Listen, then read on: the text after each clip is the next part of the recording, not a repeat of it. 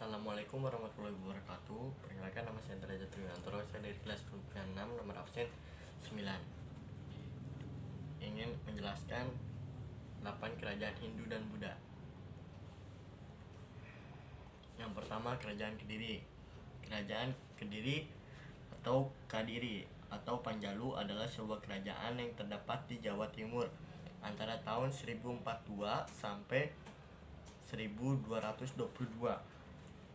Daha yang menjadi bagian kota Kediri sekarang nama Kediri atau Kadiri sendiri berasal dari kata bahasa Sanskerta Kadri yang berarti pace atau mengkudu morinda citrifolia. Batang kulit pohon ini menghasilkan jatuh warna ungu kecoklatan yang digunakan dalam pembuatan batik, sementara buahnya dipercaya memiliki khasiat pengobatan. Masa kejayaan Kerajaan Kadiri. Masa-masa awal Kerajaan Panjalu atau Kadiri tidak banyak diketahui. Prasasti turun Hyang kedua pada tahun 1044 yang diterbitkan Kerajaan Janggala hanya memberitakan adanya perang saudara antara kedua kerajaan sepeninggal Airlangga. Sejarah Kerajaan Panjalu mulai diketahui dengan adanya Prasasti Sirah Keting tahun 1104 atas nama Sri Raja sesudah Sri Jaya Warsa. Sudah dapat diketahui dengan jelas berdasarkan prasasti-prasasti yang ditemukan. Panjalu yang dibawa pemerintah Sri Jayabaya berhasil menaklukkan Kerajaan Janggala dengan semboyannya. Pada masa pemerintahan Sri Jayabaya-nya inilah Kerajaan Panjalu mengalami masa kejayaannya. Wilayah kerajaan ini meliputi seluruh Jawa dan beberapa pulau di Nusantara, bahkan sampai mengalahkan pengaruh Kerajaan Sriwijaya di Sumatera. Hal ini diperkuat kronik Tiongkok berjudul Ling Wai Tai karya Chow Kufei tahun 1178 bahwa pada masa itu negeri paling kaya selain Tiongkok secara berurutan adalah Arab, Jawa, dan Sumatera. Saat itu yang berkuasa di Arab adalah Bani Abbasiyah di Jawa, ada Panjalu, sedangkan Sumatera dikuasai Kerajaan Sriwijaya. Letak Kerajaan Kediri. Kerajaan Kediri atau Kadiri Panjalu adalah sebuah kerajaan yang terdapat di Jawa Timur antara tahun 1042 sampai 1222. Kerajaan ini berpusat di Dahapura yang menjadi bagian kota Kediri sekarang. Sejarah singkat Kerajaan Kediri dibagi dari Kahuripan dari tahun 1045, bergabung kembali dengan Janggala antara tahun 1116 sampai 1135.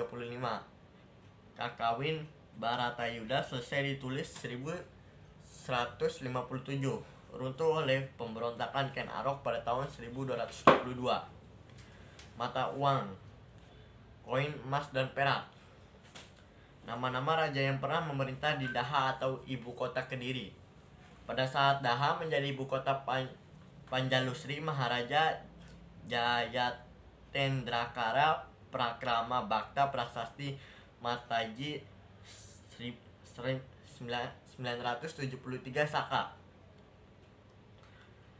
Sri Maharaja Sri Bameswara. Dari 6 temuan prasastinya tidak ada yang dari Kartosono. Sri Maharaja Sang Mapanji Jayabaya, prasasti tentang prasasti Jempun dan prasasti Talang. Sri Maharaja Rakai Sirikan Sri Sarweswara, prasasti Pandeglangan 2 dan prasasti Kayunan. Sri Maharaja Rakai Hino Sri Arjeswara, prasasti Waleri dan prasasti Angin. Sri Maharaja Sri Kroncaryadipa Sri Chandra, prasasti Jaring. Sri Maharaja Mapanji Kamesyawara, prasasti Semanding dan prasasti Ceker. Sri Maharaja Cerenga atau Kertajaya gugur pada tahun 1944 Saka. Sri Jawasraya Digjastra Prabu sejaman dengan pemerintahan Raja Kameswara hingga Raja Cerenga karena bacaan tahun di prasasti Sirah Keteng telah diperbaiki. LC Damai Raja ini setidaknya ditemukan mengeluarkan 2 prasasti, yaitu prasasti Sirah Keteng tahun 1126 Saka atau tahun 1204 M, dan Prasasti Meruak tahun 1108 Saka atau tahun 1186 M. Pada saat Daha menjadi bawahan Singasari Kerajaan Panjalu runtuh tahun 1222 dan menjadi bawahan Singasari berdasarkan Prasasti Mula Malurung. Diketahui raja-raja Daha zaman Singasari yaitu Mahisa Wunga Teleng putra Ken Arok, Guning Baya adik Mahisa Wung Teleng, Tonghaja kakak Guni Baya, Kartanegara cucu Mahisa Wunga Teleng dari pihak ibu yang kemudian menjadi Raja Singasari. Prasasti peninggalan Kerajaan Kediri. Prasasti Kamulan, Prasasti Galunggung, Prasasti Jaring, Prasasti Panumbangan, Prasasti Talan, Prasasti Sirah Keting, Prasasti Kertosono, Prasasti Ngantang. Kitab-kitab peninggalan Kerajaan Kediri. Kitab peninggalan Kerajaan Kediri juga meninggalkan beberapa kitab yang dapat Anda lihat tabel di bawah ini. Nama kitab penulis kitab: Baratayuda Empu Sedah dan Empu Panuluh Kisah terjadinya perang saudara antara Janggala melawan Panjalu. Kitab Kresyana Empu Triguna riwayat seorang anak bernama Kresna yang nakal namun suka menolong sehingga disukai oleh banyak orang. Kitab Werta Sancaya Empu Tan Akung cara atau petunjuk untuk membuat syair yang baik dan indah. Kitab Smaradana Empu Dharma Raja pujian terhadap raja yang sedang berkuasa saat itu sebagai titisan dewa. Karena kitab Lubdaka Empu Tan Akun kisah seorang pemburu bernama Lubdaka yang masuk neraka, namun akhirnya rohnya masuk surga berkat pemujaan yang dilakukannya serta pertolongan dari dewa. Kitab Hariwangsa Empu Panulun Silsilah keluarga serta keturunan dari Dewa Wisnu atau yang disebut Sang Hari. Kitab Gatot Kacar Raya Empu Panulun kisah Gatot Kaca seorang pahlawan yang berhasil mempersatukan Abimanyu putra dan Arjuna dengan seorang perempuan bernama Siti Sundari. Kitab Sumara Santaka Empu Monaguna cerita seorang bidadari cantik bernama Harini yang terkenal untuk begawan Terena Windu. Kitab Arjuna Wiwaha kisah seorang prajurit bernama Arjuna yang menerima hukuman penjara di Gunung Mahameru. Kitab Lingwai Taita cerita kehidupan dengan kondisi pemerintahan kerajaan Kediri di lingkungan istana atau benteng. Kitab Mahabharata kisah tentang perang besar antara Pandawa melawan Kurawa. Pandawa merupakan keturunan Baharakata sedangkan Kurawa adalah keturunan Hastinapur. Peninggalan Candi Kerajaan Kediri: Candi Todongwoso, Candi Gurah, Candi Nirigambar, Candi Tuban.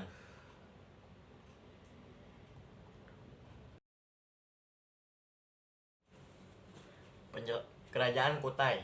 Penjelasan Kerajaan Kutai. Kutai Martapura adalah kerajaan bercorak Hindu di Nusantara yang memiliki bukti sejarah tertua berupa prasasti Yupa dan berdiri sekitar abad ke-4. Pusat kerajaan ini terletak di Muara Kaman yang saat ini adalah sebuah kecamatan di Kabupaten Kutai Kartanegara di Kalimantan Timur.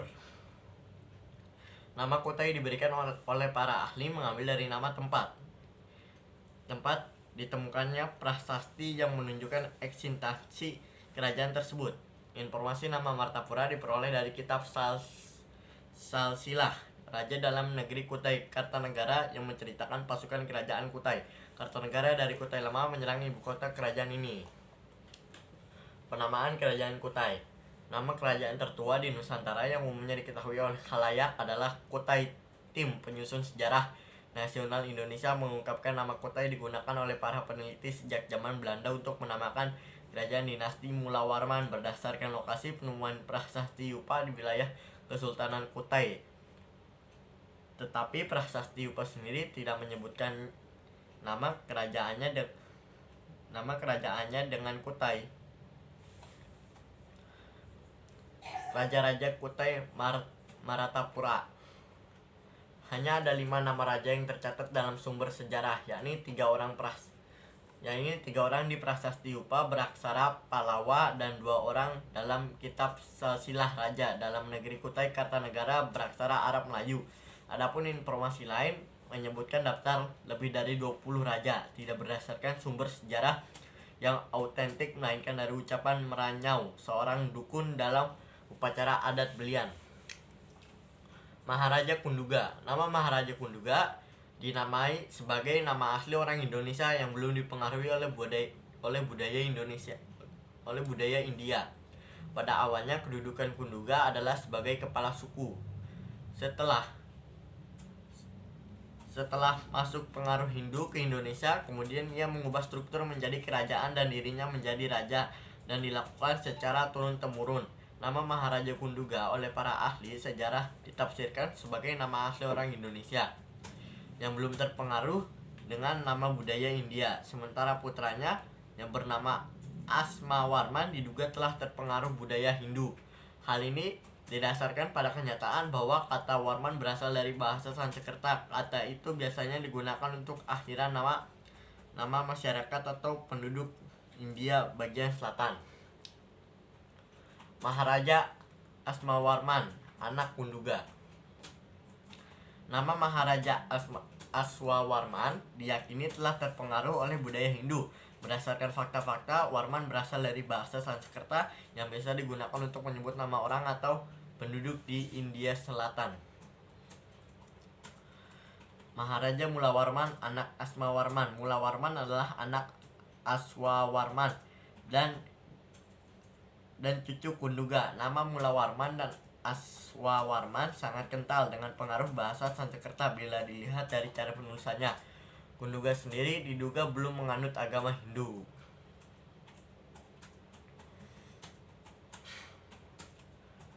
Letak Kerajaan Kutai. Letak Kerajaan Kutai diperkirakan berada di daerah Muara Kaman di tepi Sungai Mahakam, Kalimantan Timur. Sungai tersebut adalah sungai yang cukup besar dan memiliki beberapa anak sungai.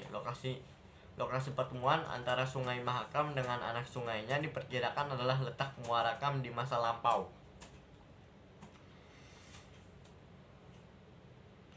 Peta lokasi Kerajaan Kutai. Sungai Mahakam dapat dilayari dari pantai hingga masuk ke Muara Kaman, sehingga sangat strategis untuk menjadi jalur perdagangan. Kemungkinan besar itulah penyebab orang-orang dari tanah India telah hadir di sana. Meskipun Kutai tidak berada di jalur internasional yang telah diketahui khalayak dunia. Peninggalan Kerajaan Kutai. Prasasti Yupa. 7 prasasti Yupa yang merupakan peninggalan prasasti terpenting. Kutai adalah kesatuan prasasti yang masing-masing dipahatkan pada sebuah tiang batu andesit monolit yang disebut Yupa. Prasasti tersebut beraksara Palawa awal dalam bahasa Sanskerta dengan ciri khas aksara Palawa yang menggunakan box hit pada bagian atas aksara. Yupa adalah tiang batu tugu berukuran kurang lebih 1 meter yang ditanam di atas tanah. Pada tiang batu ini terukir prasasti dari Kerajaan Kutai yang dianggap sebagai sumber tulisan tertua di Indonesia. Yupa memiliki 3 fungsi utama, yaitu 1 sebagai prasasti, 2 tiang pengikat hewan untuk upacara korban keagamaan, dan yang ketiga lambang kebesaran raja. Prasasti ini juga disebut dengan prasasti Kutai atau prasasti Mulawarman. Ketujuh prasasti ini dapat ditemukan di satu lokasi yang sama di Muara Kam, daerah pedalaman Sungai Mahakam di Kabupaten Kutai, Provinsi Kalimantan Timur. Berikut adalah penjelasan deskripsi ketujuh prasasti tersebut dalam surat keputusan Kemendikbud 2014 mengenai 7 prasasti Yupa koleksi Museum Nasional sebagai kawasan cagar budaya peringkat nasional.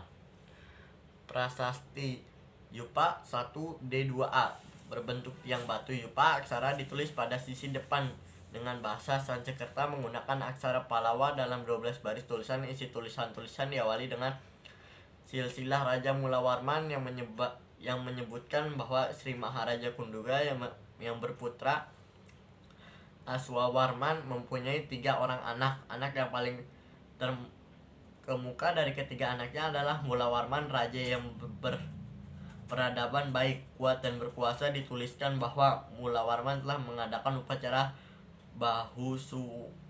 Bahusuwan Nakam Mas 4 banyak sebagai tanda peringkat selamatan tersebut. Maka tugu ini didirikan oleh para Brahmana. Prasasti Yupa 2 bentuknya masih sama, tulisan juga dipahatkan pada sisi depan, namun hanya memiliki 8 baris tulisan dalam aksara Palawa dan bahasa Sanskerta. Prasasti Yupa 3 memiliki bentuk yang sama dengan yang lain, berupa yupa dan memiliki 18 tulisan yang menggunakan aksara Palawa dan bahasa Sanskerta. Prasasti Yupa 4 memiliki profil, bentuk, ukuran, dan tulisan yang sama dengan ketujuh yupa yang ditemukan, namun tulisan sudah terhapus dan tidak diketahui isinya. Prasasti Yupa 5 prasasti ini dipahatkan pada bagian sisi depan dan hanya memuat 4 baris tulisan beraksara Palawa dalam bahasa Sanskerta. Prasasti Yupa 6 prasasti dipahatkan pada bagian depan dengan 8 baris tulisan beraksara Palawa dalam bahasa Sanskerta. Sayangnya bagian di atas dan sisi kiri prasasti telah rusak pecah dan terdapat beberapa kata pada akhir baris terputus.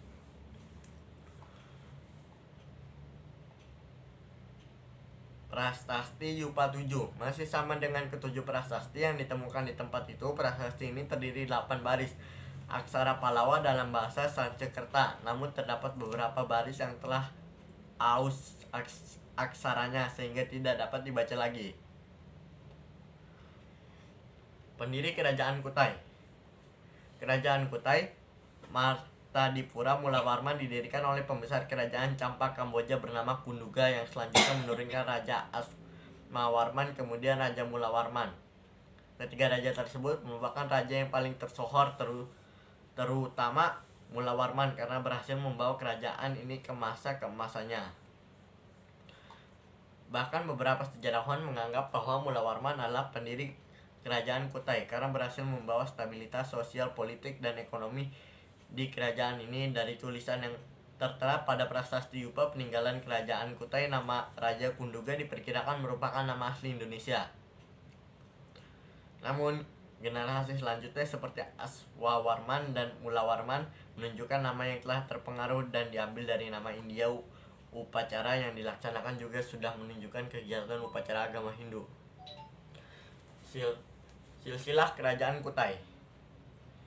Kerajaan Kutai ini bertahan hingga 21 generasi. Nama-nama raja pada masing-masing generasi adalah sebagai berikut. Maharaja Kunduga bergelar Anumarta Dewa Warman, pendiri. Maharaja Aswarman, anak Kunduga. Maharaja Mula Warman, raja yang terkenal. Maharaja Marawijaya Warman, Maharaja Gajayana Warman, Maharaja Tunggawarman, Maharaja Tunggawarman, Maharaja Jayanaga Warman, Maharaja Nalasingga Warman,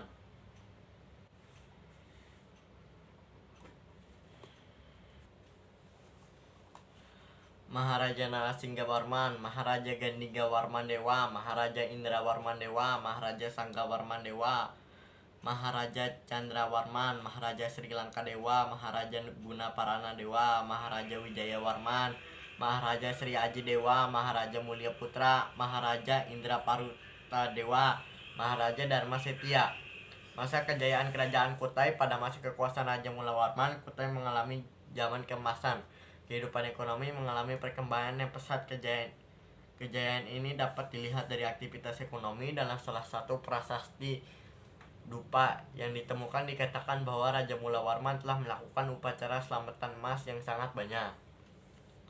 Tidak hanya itu, bahkan diperkirakan kerajaan ini telah menjalin hubungan dagang internasional yang cukup besar. Para saudagar yang melewati jalur perdagangan internasional dari India melewati Selat Makassar terus ke Filipina dan sampai di Cina diperkirakan biasa singgah terlebih dahulu di Kutai. Hal tersebut membuat kerajaan Kutai semakin ramai dan makmur. Kehidupan Kerajaan Kutai. Kehidupan Kerajaan Kutai berpusat pada Unggulan letak geografisnya, kerajaan ini berdiri lokasi strategis yang dapat diakses dengan mudah melalui jalur maritim hingga dapat bercocok tanam di lahan subur berkat Sungai Mahakam. Berikut adalah penjelasan kehidupan kerajaan Kutai. Kehidupan sosial kerajaan Kutai memiliki golongan masyarakat yang mampu menguasai bahasa Sanskerta dan sudah terbiasa menulis menggunakan aksara Pallawa, namun hanya terbatas pada golongan-golongan Brahmana pergolongan kelas. Kehidupan politik, Mula Warman adalah raja yang paling disegani namun tetap bijaksana dan murah hati. Bahkan Kunduga yang merupakan leluhurnya dapat dikatakan bukanlah pendiri Kutai karena dianggap masih terlalu banyak menggunakan konsep kerajaan yang terbatas terhadap keluarga raja saja. Sementara itu Mula Warman berhasil menciptakan stabilitas politik dengan cara melibatkan golongan lain dalam kerajaan. Buktinya tertulis dalam salah satu yupa yang ditemukan dan menyebutkan bahwa Mula Warman adalah raja yang paling berkuasa, kuat, bijaksana. Ia juga dikenal sebagai raja yang sangat dekat dengan kaum Brahmana dan rakyat. Kehidupan ekonomi, Kutai terletak di tepi Sungai Mahakam sehingga aktivitas utama dari masyarakatnya adalah melakukan kegiatan pertanian. Selain itu mereka juga banyak melakukan perdagangan dengan negeri luar. Mata pencarian lain banyak dilakukan oleh masyarakat kerajaan Kutai adalah berternak sapi. Runtuhan kerajaan Kutai. Kerajaan Kutai runtuh ketika Raja Kutai tewas dalam peperangan melawan calon Raja Kutai Kartanagara ke-13 yaitu Aji Panganan Anum. Panji Mendapa perlu digarisbawahi bahwa Kutai Kartanagara adalah kerajaan berbeda yang berada di Kutai Lama, Tanjung Kutai.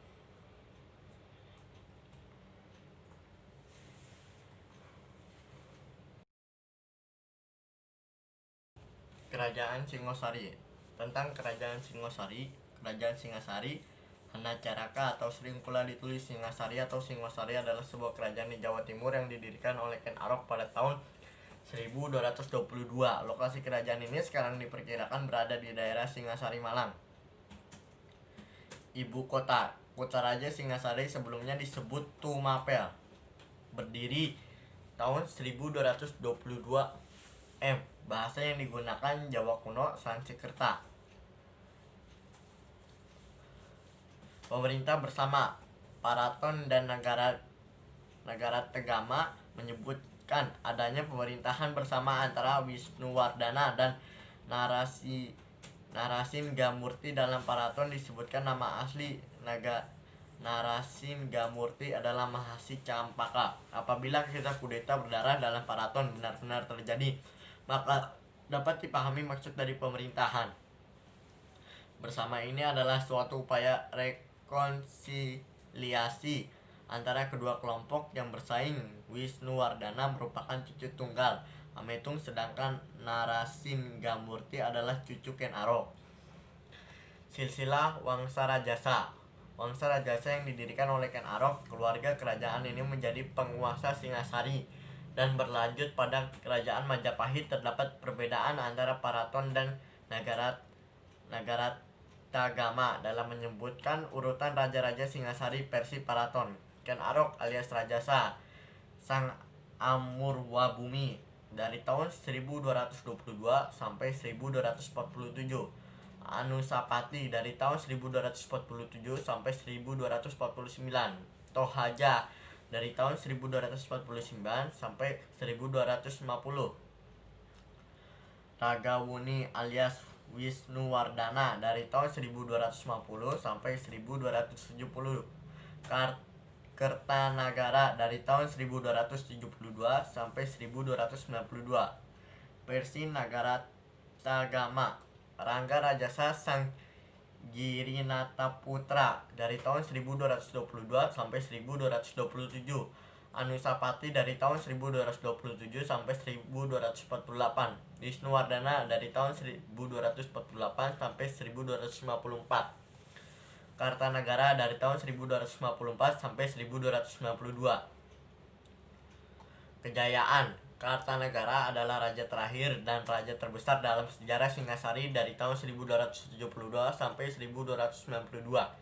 Ia adalah raja pertama yang mengalihkan wawasannya keluar Jawa. Pada tahun 1275 ia mengirim pasukan ekspedisi Pemalayu untuk menjadikan Sumatera sebagai benteng pertahanan dalam menghadapi ekspansi bangsa Mongol. Saat itu penguasa Sumatera adalah Kerajaan Dharmasya, kelanjutan dari Kerajaan Melayu. Kerajaan ini akhirnya dianggap telah ditundukkan dengan dikirimnya bukti arca Amongpasa yang dari Kartanagara sebagai tanda persahabatan kedua negara. Pada tahun 1284 Kartanagara juga mengadakan ekspedisi menaklukkan Bali.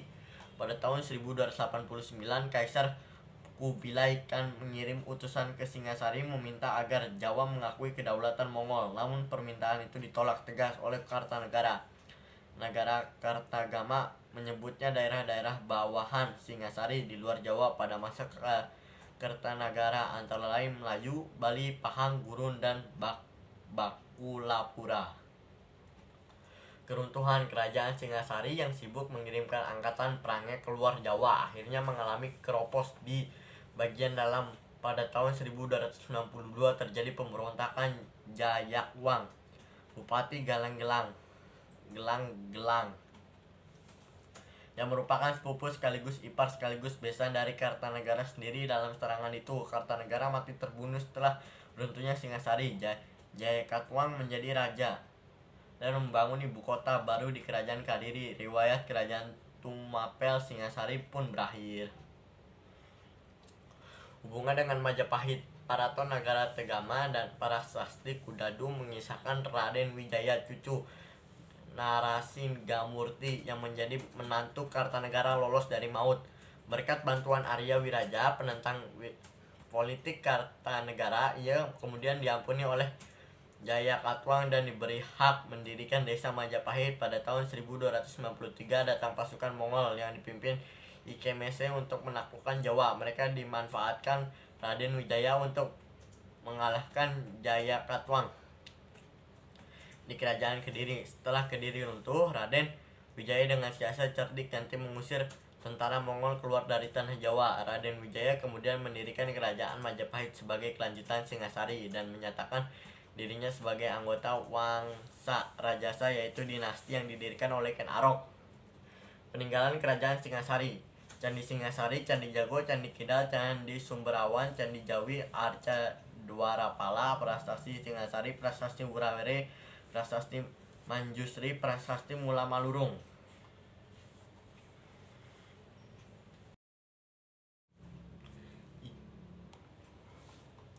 Kerajaan Pajajaran. Pakuan Pajajaran.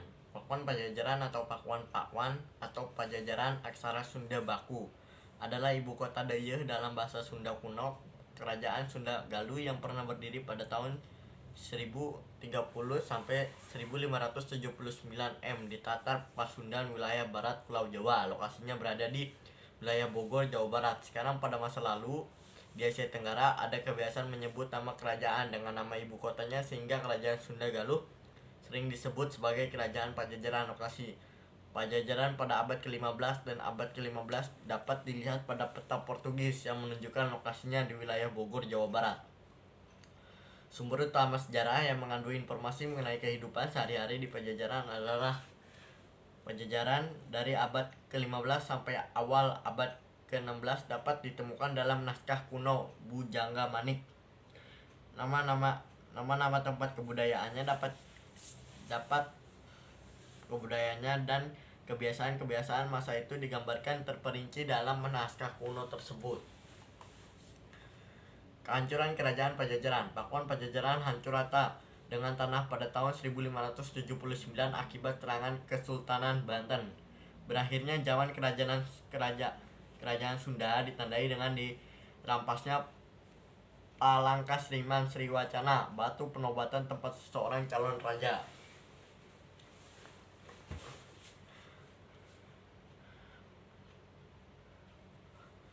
Calon raja dari trah kerajaan Sunda duduk untuk dinobatkan menjadi raja pada tradisi monarki di Tatar Pasundan.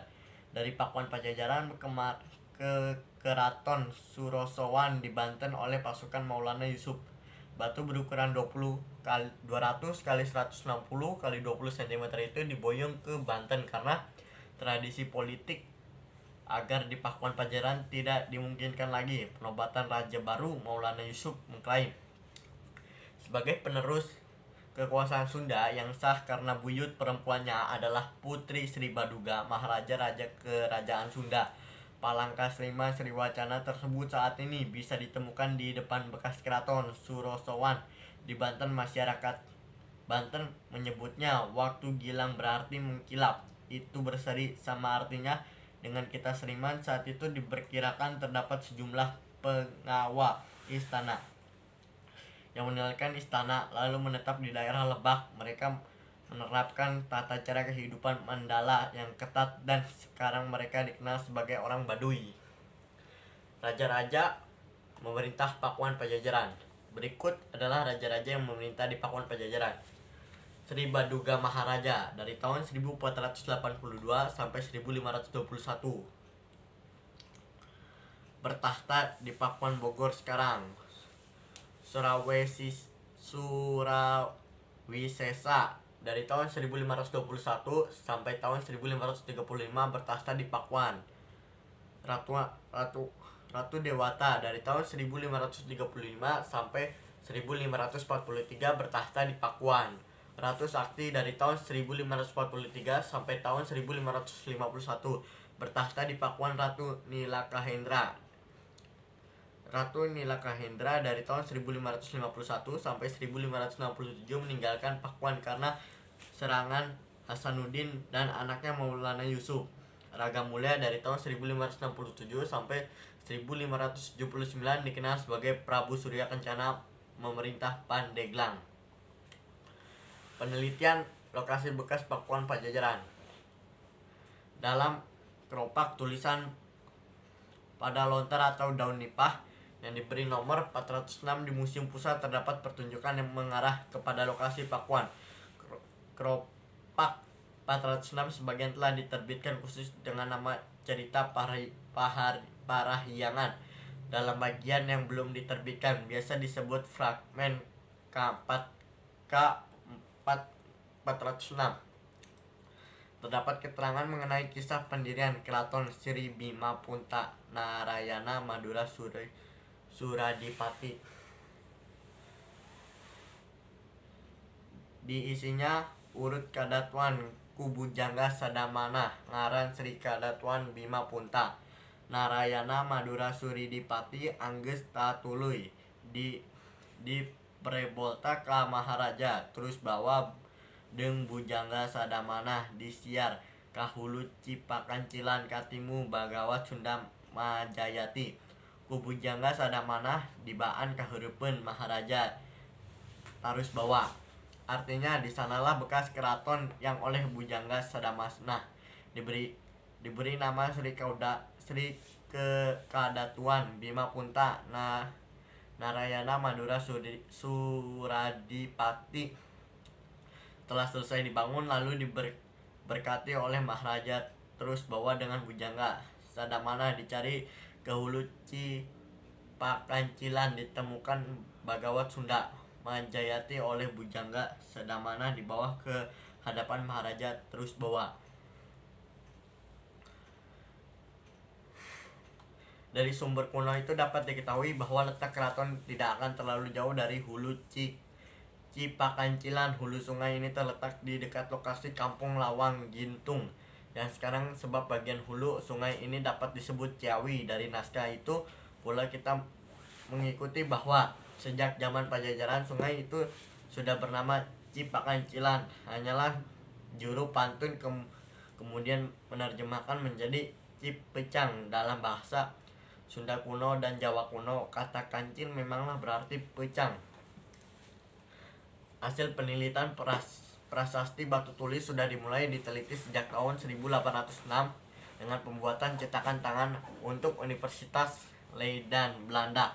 Upaya pembacaan pertama dilakukan oleh Friedrich tahun 1853 sampai tahun 1921 telah ada 4 orang ahli yang meneliti isinya, akan tetapi hanya Cornelis Marinus Plaete yang mencurahkan pada lokasi Pakuan, yang lain hanya mendalami isi prasasti itu. Peninggalan Kerajaan Pajajaran. Prasasti Cikapundung, Prasasti Pasir Datar, Prasasti Hulu Deye, Prasasti Perjanjian Sunda Portugis, Prasasti Ulebelu, Prasasti Kebon Kopi 2, Kerajaan Tarumanegara. Tentang Kerajaan Tarumanegara. Tarumanegara atau Kerajaan Taruma adalah sebuah kerajaan yang pernah berkuasa di wilayah barat Pulau Jawa pada abad ke-5 hingga abad ke-7 Masehi. Tarumanegara merupakan salah satu kerajaan tertua di Nusantara yang meninggalkan catatan sejarah. Pada peninggalan artefak di sekitar lokasi kerajaan terlihat bahwa pada saat itu kerajaan Taruma adalah kerajaan Hindu beraliran Wisnu. Kata Tarumanegara berasal dari kata Taruma dan negara. Negara artinya kerajaan atau negara, sedangkan Taruma berasal dari kata Tarum yang merupakan nama sungai yang membelah Jawa Barat, yaitu Citarum. Pada muara Citarum ditemukan percandian yang luas, yaitu Percandian Batu Jaya dan Percandian Cibuaya, yang diduga merupakan peradaban peninggalan kerajaan Taruma. Tarumanegara didirikan pada tahun 450 Masehi. Agama di Tarumanegara Hindu, Buddha, Sunda Wiwitan. Bahasa yang digunakan di kerajaan Tarumanegara Sunda Sanskerta. Peninggalan kerajaan Tarumanegara: Prasasti Tugu, Prasasti Kebon Kopi, Prasasti Cidahiang Lebak, Prasasti Jambu, Prasasti Ciareuten, Prasasti Pasir Awi, Prasasti Muara Cianten. Kehidupan masa kerajaan Tarumanegara. Kehidupan politik di masa kerajaan Tarumanegara diketahui berdasarkan prasasti yang telah ditemukan. Berdasarkan prasasti tersebut, raja yang berhasil meninggalkan kehidupan rakyat adalah Raja Purnawarman. Dalam prasasti Tugu yang menuliskan bahwa penggalian kali yang dilakukan membuat kehidupan rakyat makmur dan merasa aman. Selanjutnya, kondisi sosial pada masa pemerintahannya Raja Purnawarman terus meningkat dengan memperhatikan kedudukan kaum Brahmana sebagai tanda penghormatan kepada para dewa. Agama yang dianut oleh Raja Purnawarman dan rakyatnya adalah Hindu Siwa dengan kaum Brahmana sebagai memegang peran penting dalam upacara. Sikap toleransi beragama pada masa ini cukup tinggi, dibuktikan dengan adanya agama Buddha dan agama nenek moyang animisme.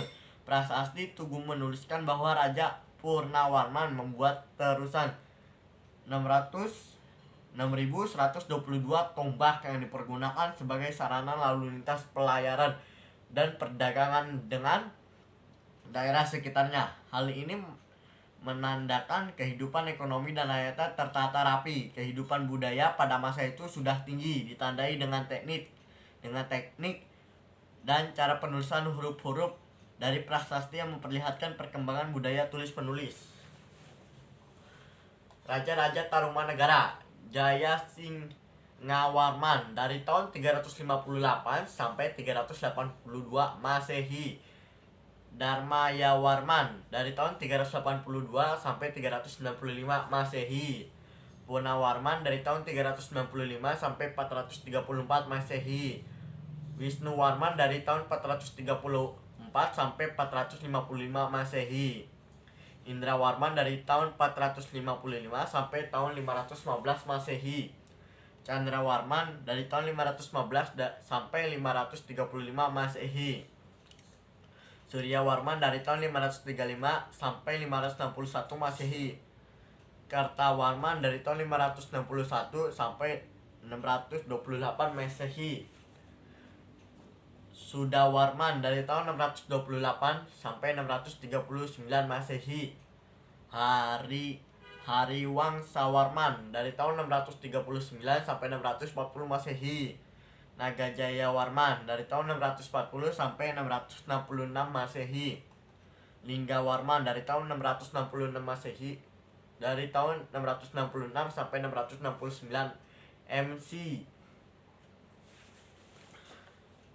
Raja di kerajaan Tarumanegara. Tarumanegara sendiri hanya mengalami masa pemerintahan 12 orang raja. Pada tahun 669 Masehi, Linggawarman Raja Tarumanegara terakhir digantikan menantunya Tarusbawa. Linggawarman sendiri mempunyai 2 orang putri yang sulung bernama Manasih menjadi istri Tarusbawa dari Sunda. Dan yang kedua bernama Sobakancana menjadi istri Dapuntayang Srijayanasa, pendiri kerajaan Sriwijaya. Secara otomatis tahta kekuasaan Tarumanegara jatuh kepada menantunya dari putri sulungnya, yaitu Tarusbawa. Kekuasaan Tarumanegara berakhir dengan beralihnya tahta kepada Tarusbawa, karena Tarusbawa pribadi lebih menginginkan untuk kembali ke kerajaannya sendiri, yaitu Sunda, yang sebelumnya berada dalam kekuasaan Tarumanegara. Atas pengalihan kekuasaan ke Sunda ini, hanya Galuh yang tidak sepakat dan memutuskan untuk berpisah dari Sunda yang mewarisi wilayah Tarumanegara.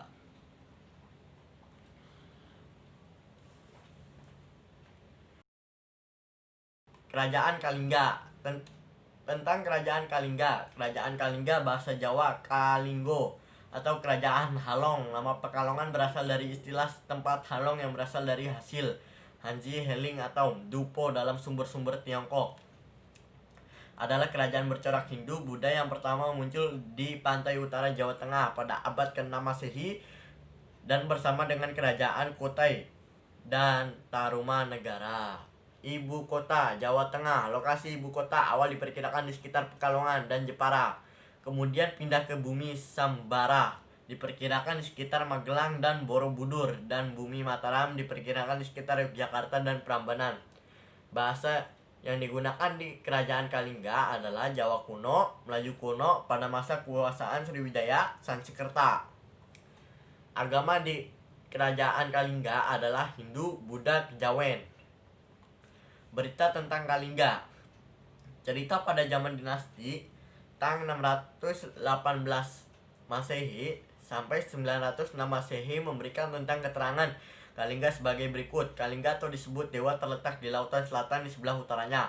Terletak Tanle Kamboja di sebelah timurnya. Terletak Poli, Pulau Bali, dan sebelah barat terletak di Pulau Sumatera. Ibu kota Kalingga dikelilingi oleh tembok yang terbuat dari tonggak kayu. Raja tinggal di suatu bangunan besar bertingkat beratap daun palem dan singgasananya terbuat dari gading. Penduduk kerajaan Kalingga sudah pandai membuat minuman keras dari bunga kelapa. Daerah Kalingga menghasilkan kulit penyu, emas, perak, cula badak, dan gading gajah. Catatan dari dinasti Tang ini juga menyebutkan bahwa sejak tahun 674 rakyat Kalingga diperintah oleh Ratu Hasima Sima. Ia adalah seorang ratu yang sangat adil dan bijaksana. Pada masa pemerintahannya, kerajaan Kalingga sangat amat dan tentram. Prasasti peninggalan kerajaan Kalingga. Prasasti Tukmas, Prasasti Sojomerto, Candi Bubrah, situs Puncak Sanggalikur.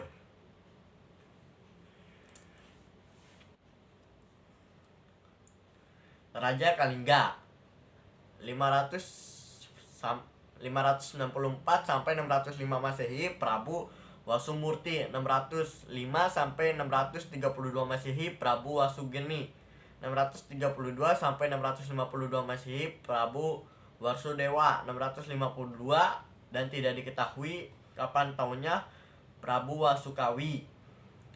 632 sampai 648 Masehi Prabu Kirantisinga.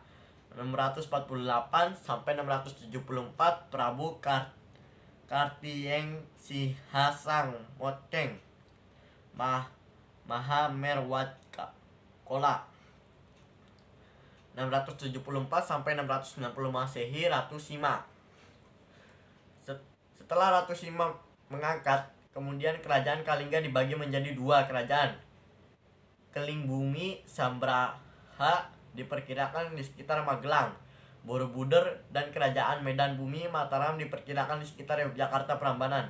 Bagian utara dipimpin Dewi Parwati bersama suaminya Rahyam Mandimia, raja kedua kerajaan Galuh, sedangkan bagian selatan dipimpin adiknya yaitu Prabu Iswara Kesawalingga yang berkuasa dari 665 sampai 742 Masehi. Berikut ini nama-nama raja yang berkuasa di kedua pecahan kerajaan Kalingga.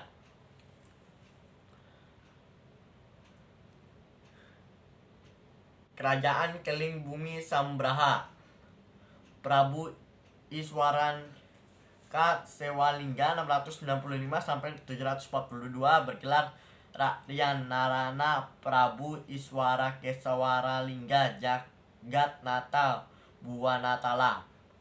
Prabu Iswaralingga 742 sampai 760 Masehi bergelar Rakyan Dewa Singa Prabu Iswaralingga Jagatnata. Prabu Gajayanalingga 760 sampai 789 Masehi bergelar Rakyan Limwana Prabu Ganjayanalingga Jagatnata. Dewi Satya Dharmika Utejana menikah dengan Rakai Penangkaran. Situs Puncak Sanggalikur. Situs ditemukan di puncak Gunung Muria, yakni Rahtawu, tidak jauh dari Kecamatan Keling. Di area situs ditemukan 4 arca batu, yakni Arca Batara Guru, Narada, Togo, Wisnu. Kerajaan Mendang Bumi Mataram. Dewi Parwati 695 sampai 795 Masehi bergelar Rani Dewa Parwati Tunggal Praptiwi. Dewi Sanaha 709 sampai 719 Masehi. Sanjaya 732 sampai 754 bergelar Satria Bima Parakrama Yuda Penipuna Baratasa Newa Putra Rakai Mataram Sang Putra Sanjaya. Rakai Panangkaran 754 Masehi sampai 782 bergelar Sri Maharaja Pakai Panangkaran Dia Sangkara Tejahpur Napana Panangkarana. Sejak pemerintahan Sanjaya, ia menjadi cikal bakal kerajaan Medan Mataram kuno dan warga Sanjaya dan wangsa Sanjaya.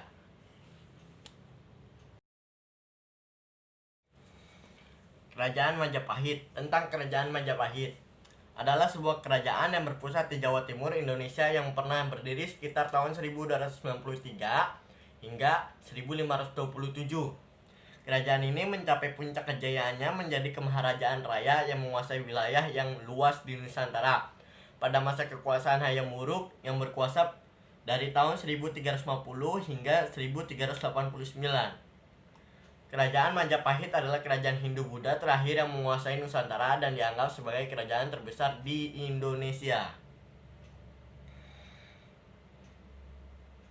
Menurut negara Kertagama, kekuasaannya terbentang dari Jawa, Sumatera, Semenanjung Malaya, Kalimantan, hingga Indonesia Timur. Meskipun wilayah kekuasaannya masih diperdebatkan.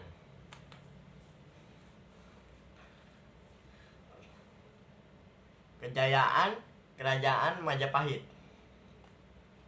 Batasan alam dan ekonomi menunjukkan bahwa daerah-daerah kekuasaan tersebut tampaknya tidaklah berada di bawah kekuasaan terpusat Majapahit, tetapi terhubungkan satu sama lain oleh perdagangan yang mungkin berupa monopoli oleh raja. Majapahit juga memiliki hubungan dengan Champa, Kamboja, Siam, Birma bagian selatan, dan Vietnam, dan bahkan mengirim duta-dutanya ke Tiongkok.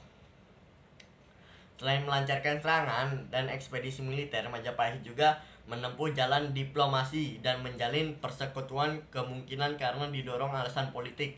Hayam Wuruk berhasrat mempersunting citra resmi Pitaloka, putri kerajaan Sunda, sebagai permaisurinya.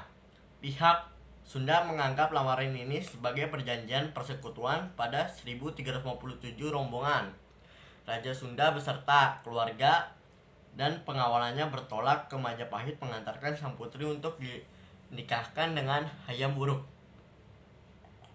Akan tetapi Gajah Mada melihat hal ini sebagai peluang untuk memaksa kerajaan Sunda takluk di bawah Majapahit. Pertarungan antara keluarga kerajaan Sunda dengan tentara Majapahit di lapangan bubar tidak terelakkan. Meski dengan gagah berani memberikan perlawanan, keluarga kerajaan Sunda kewalahan dan akhirnya dikalahkan. Hampir seluruh rombongan keluarga kerajaan Sunda dapat dibinasakan secara kejam. Tradisi menyebutkan bahwa sang putri yang kecewa dengan hati remuk redam melakukan bela pati bunuh diri untuk membela kehormatan negaranya. Kisah Pasundan Bubat menjadi tema utama pada naskah Kidung Sunda yang disusun pada zaman kemudian di Bali dan juga naskah cerita Parahyangan kisah ini. Berdirinya Kerajaan Majapahit. Putra penerus Wijaya adalah Jayanegara. Paraton menyebutnya kakak gemet yang berarti penjahat lemah. Kira-kira pada suatu waktu dalam kurun pemerintahan Jayanegara, seorang pendeta Italia Odorico dan Perdonone mengunjungi Keraton Majapahit di Jawa. Pada tahun 1328 Jayanegara dibunuh oleh tabibnya, Tanca ibu tirinya yaitu Gayatri Rajapatni seharusnya menggantikannya, akan tetapi Rajapatni memilih mengundurkan diri dari istana dan menjadi bhiksuni. Rajapatni menunjukkan anak perempuannya Tribuana Wijaya Tunggadewi untuk menjadi Ratu Majapahit pada tahun 1336. Tribuana menunjuk Gajah Mada sebagai Mahapati. Pada saat pelantikannya, Gajah Mada mengucapkan Sumpah Palapa yang menunjukkan rencana untuk melebarkan kekuasaan Majapahit dan membangun sebuah kemaharajan. Selama kekuasaan Tribuana, kerajaan Majapahit berkembang menjadi lebih besar dan terkenal di Kepulauan Nusantara. Tribuana berkuasa di Majapahit sampai kematian ibunya pada tahun 1350. Ia diteruskan oleh putranya Hayam Wuruk. Aparat birokrasi. Majapahit memiliki struktur pemerintahan dan susunan birokrasi yang teratur. Masa pemerintahannya Hayam Wuruk dan tampaknya struktur dan birokrasi tersebut tidak banyak berubah. Selama perkembangannya sejarah, raja dianggap sebagai penjelmaan dewa di dunia dan ia memegang otoritas politik tertinggi.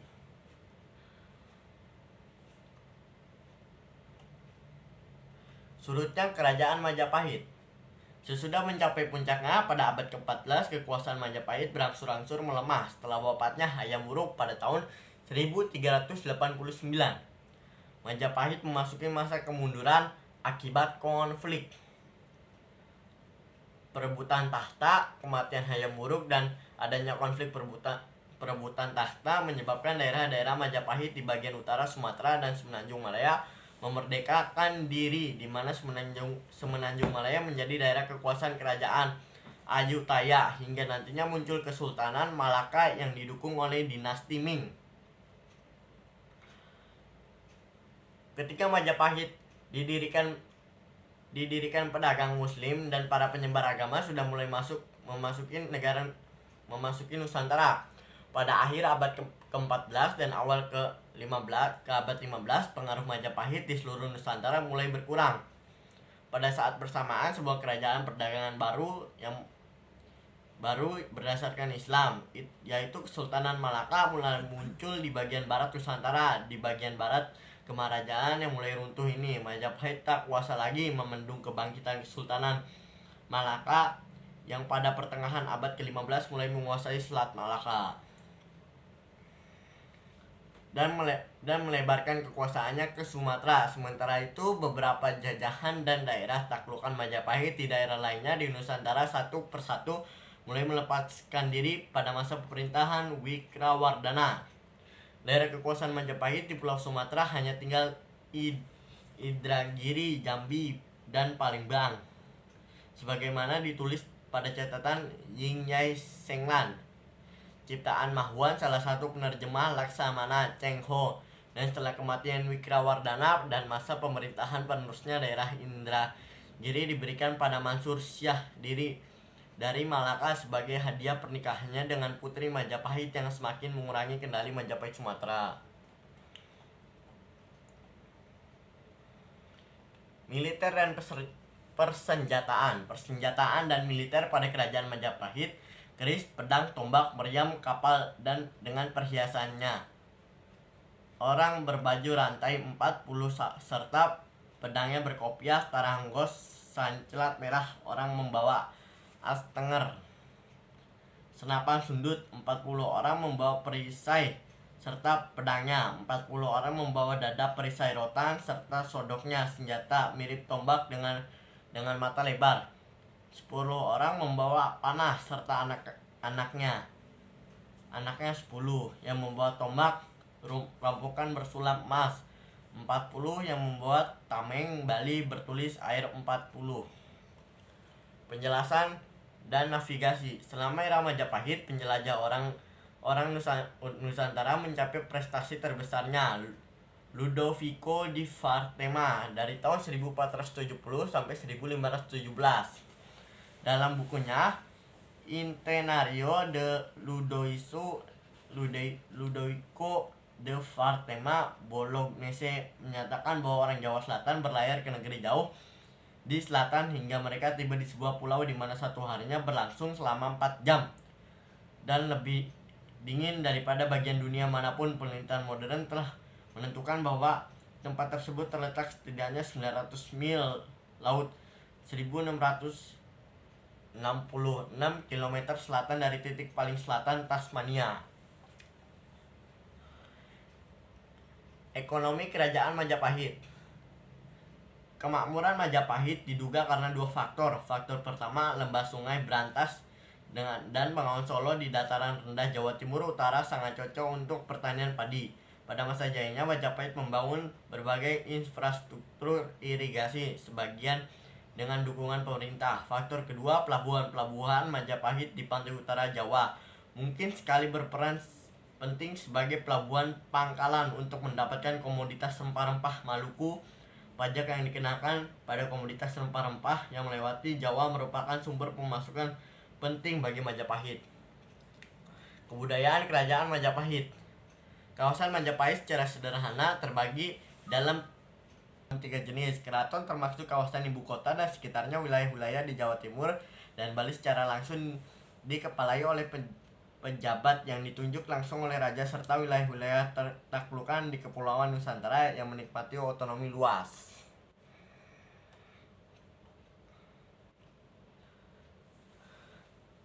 Struktur pemerintahan. Majapahit memiliki struktur pemerintahan dan susunan birokrasi yang teratur pada masa pemerintahan Hayam Wuruk, dan dampaknya struktur dan birokrasi tersebut tidak banyak berubah selama berkembang sejarahnya.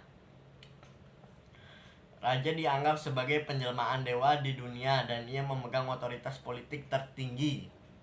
Pembagian wilayah.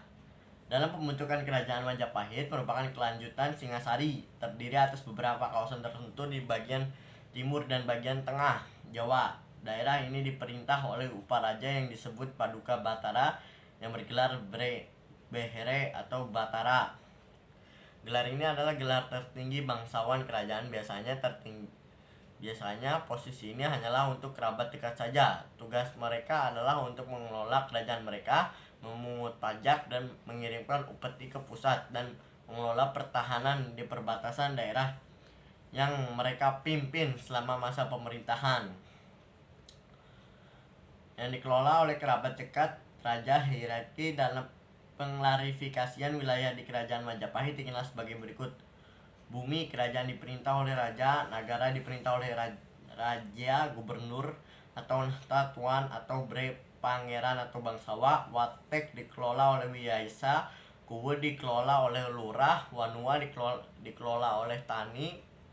Kabuyutan dusun kecil atau tempat sakrai. Biodata keluarga Kerajaan Majapahit. Kahuripan atau Janggala sekarang Sidoarjo. Gelar Bre Kahuripan, penguasa Tribuanu Tunggadewi. Hubungan dengan raja adalah Ibu Suri. Daha, bekas ibu kota dari Kediri. Gelar Bre Dahta, Raja Dewi Mahaprajasa. Bibis, hubungan dengan raja, bibis sekaligus ibu mertua.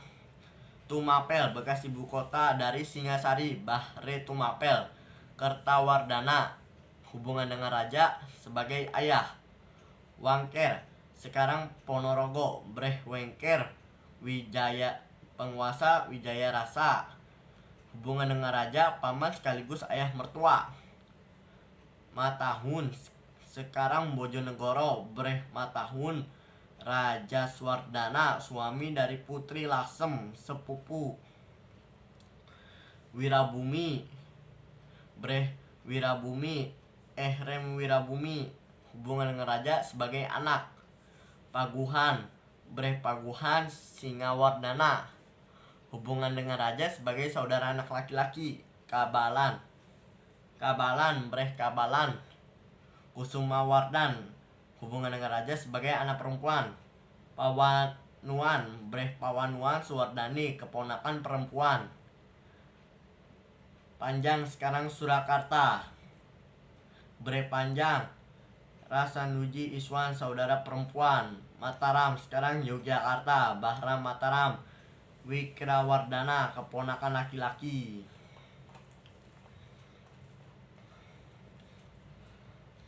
Raja-raja Majapahit.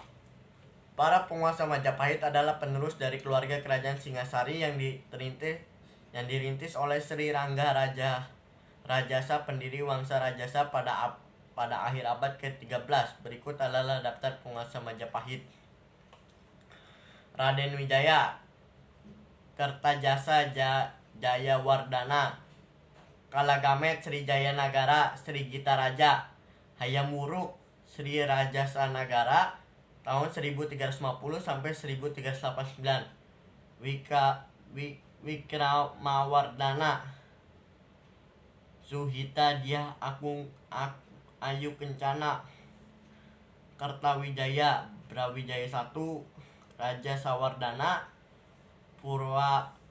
Purwawisesa atau Grisawardana, Breh Pandasa Suprabawa Brawijaya 4, Breh Kertabumi Brawijaya 5, Girindawardana Brawijaya 6,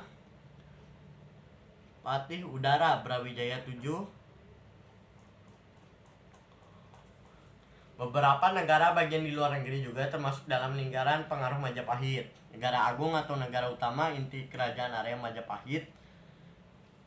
Awal Majapahit atau Majapahit lama selama membentuknya sebelum memasuki area kemaharajaan yang termasuk area ini adalah ibu kota, kerajaan dan wilayah sekitarnya di mana rasa secara efektif menjalankan pemerintahannya. Area ini meliputi setengah bagian timur Jawa dengan semua provinsi yang dikelola oleh para Breh bangsawan. Peninggalan kerajaan Majapahit. Situs Trowulan merupakan situs perkotaan masa klasik di Indonesia. Candi Sukuh, Candi Jabung, Gapura Bajang Ratu. Arsitektur. Majapahit memiliki pengaruh dan nyata dan berkelanjutan dalam bidang arsitektur di Indonesia.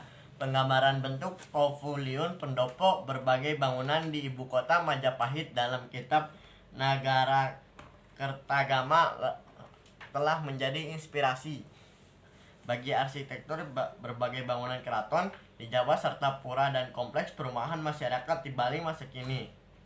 Meskipun bata merah sudah digunakan jauh lebih awal, para arsitek Majapahit yang menyempurnakan teknik pembuatan struktur bangunan bata ini.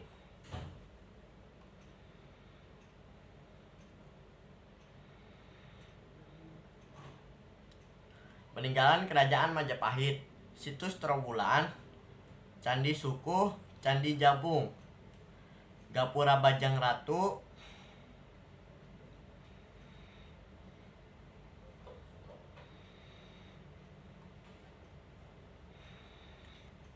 peninggalan kerajaan Majapahit.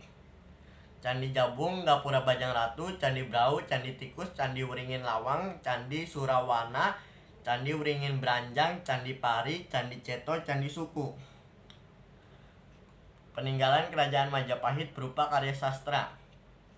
Kitab Nagara Kertagama, Kitab Sutasoma, Kitab Paraton, Kitab Kunjarakarna, Kitab Sundayana, Kitab Soritasi, Kitab Arjuna Wiwaha, Kitab Ranggalawe, Kitab Calon Arang, Kitab Usaha Jawa.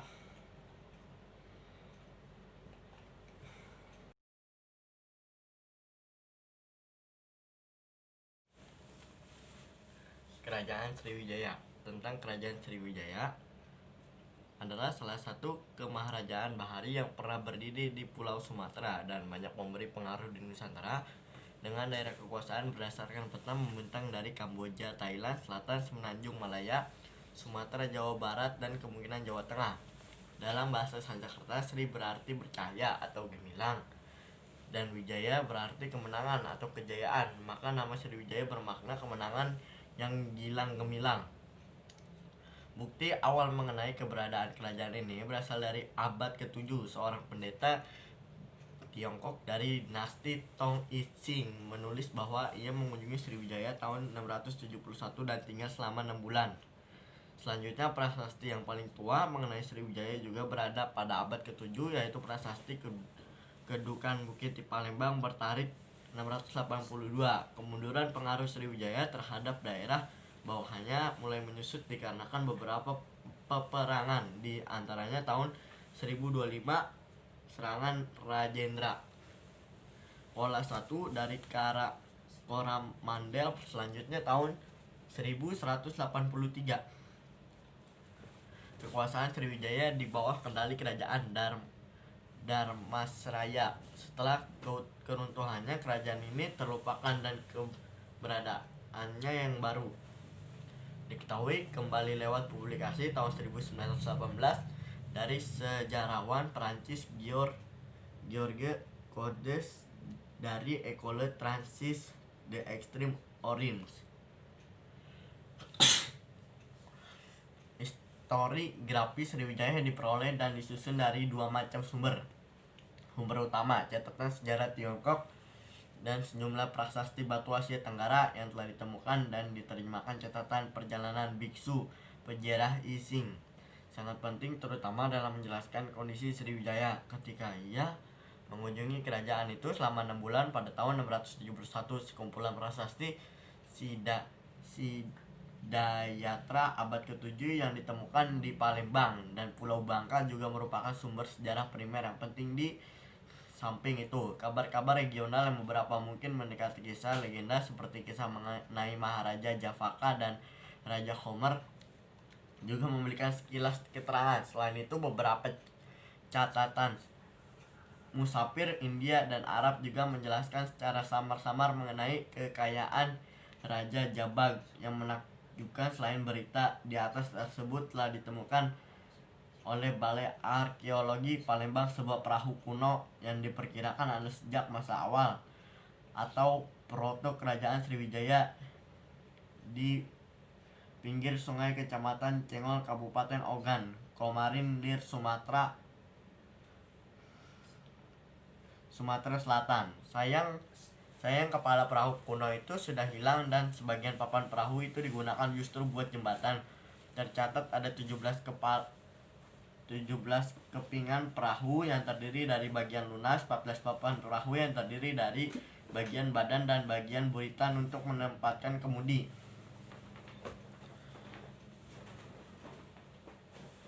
Perahu ini dibuat dengan teknik pasak kayu dan papan ikut yang menggunakan tali ijuk. Cara ini sendiri dikenal dengan sebutan teknik tradisi Asia Tenggara. Selain bangkai perahu, ditemukan juga sejumlah artefak lain berhubungan dengan temuan perahu seperti tembikar, keramik, dan alat kayu. Sriwijaya menjadi simbol kebesaran Sumatera dan awal kerajaan terbesar Nusantara pada abad ke-20. Kedua kerajaan tersebut menjadi referensi oleh kaum nasionalis untuk menunjukkan bahwa Indonesia merupakan kesatuan negara sebelum kolonialisme Belanda. Sriwijaya disebut dengan berbagai macam nama. Orang Tionghoa menyebutnya Silifosi atau Sanfoci atau Sanfoai dalam bahasa Sanskerta, dan bahasa Pali kerajaan Sriwijaya disebut Javades. Dengan Javades, bangsa Arab menyebutnya Java dan Homer menyebutnya Melayu. Banyaknya nama merupakan alasan lain mengapa Sriwijaya sangat sulit ditemukan. Sementara dari peta Ptolemaios ditemukan keterangan tentang adanya 3 pulau Sabadebe yang kemungkinan berkaitan dengan Sriwijaya. Pusat Sriwijaya menurut prasasti kedudukan bukit yang bertarikh 605 Saka 683 M. Kedaulatan Sriwijaya pertama kali didirikan di sekitar Palembang, tepian Sungai Musi. Prasasti ini menyebutkan bahwa Dapunta yang berasal dari Minanga Tampan, lokasi yang tepat dari Minangkabau masih diperdebatkan. Teori Palembang sebagai tempat di mana Sriwijaya pertama kali bermula diajukan oleh Codes dan didukung oleh Piri Yofes. Bangun selain Palembang, tempat lain seperti Muara Jambi, Sungai Batanghari, Jambi, dan Muara Takus, pertemuan Sungai Kampar, kanan dan kiri Riau juga diduga sebagai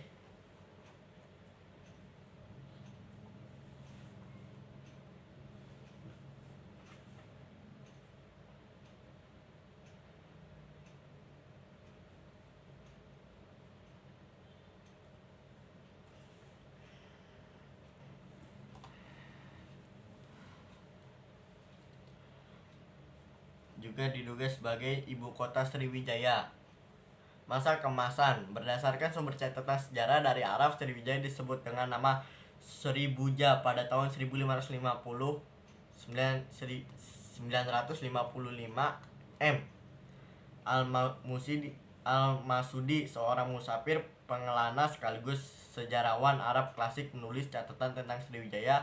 Dalam catatan itu digambarkan Sriwijaya adalah sebuah kerajaan besar yang kaya raya, dengan tentara yang sangat banyak. Disebutkan kapal yang tercepat dalam waktu 2 tahun pun tidak adalah kapur barus, kayu garu, cengkih, kayu cendana, pala kapulaga, gambir, dan beberapa hasil bumi lainnya. Catatan lain menuliskan bahwa Sriwijaya juga maju dalam bidang agraris. Ini disimpulkan dari seorang para ahli dan bangsa Persia yang bernama Abu Zaid Hasan, yang mendapat keterangan dari Sujaimana, seorang pedagang Arab. Abu Zaid menulis bahwasanya kerajaan Jabat Sriwijaya, sebutan Sriwijaya oleh bangsa Arab pada masa itu, memiliki tanah yang subur dan kekuasaan yang luas hingga seberang lautan. Agama. Sebagai pusat pengrajaan Buddha, Farjana Sriwijaya menarik banyak penjara dan sarjana dari negara-negara di Asia.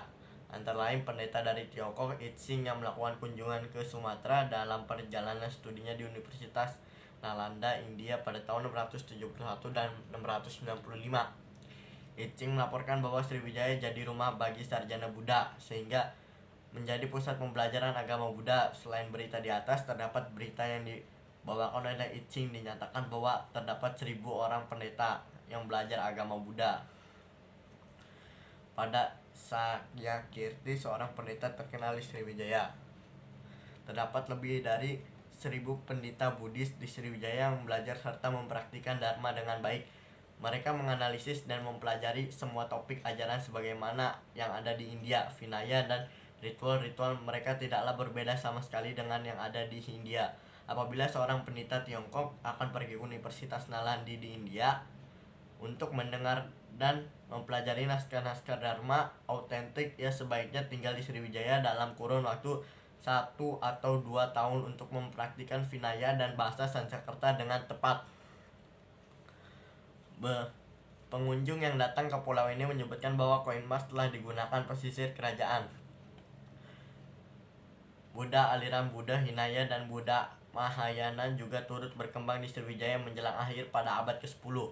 Apisa, seorang sarjana Buddha asal Banggala, berperan dalam mengembangkan Buddha Farjana di Tibet. Dalam kertas kerjanya, Durbodaloka menyebutkan ditulis pada masa pemerintahan Sri Chudamani Warmadewa, penguasa Sriwijaya Nagara di Malayagiri di Survanadipa. Kerajaan Sriwijaya banyak mempengaruhi budaya India, pertama oleh budaya Hindu, kemudian diikuti oleh agama Buddha.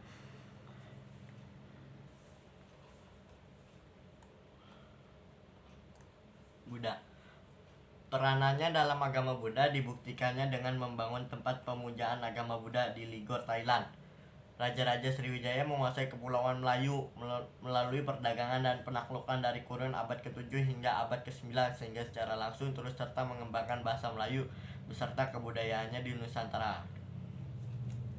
Seni dan budaya. Meskipun disebut memiliki kekuatan ekonomi dan keperkasaan militer, Sriwijaya hanya meninggalkan sedikit tinggalan purbakala di jantung negerinya di Sumatera. Sangat berbeda dengan episode Sriwijaya di Jawa Tengah saat kepemimpinan Wangsa Sailendra yang banyak membangun monumen besar seperti Candi Kalasan, Candi Sewu, dan Candi Borobudur.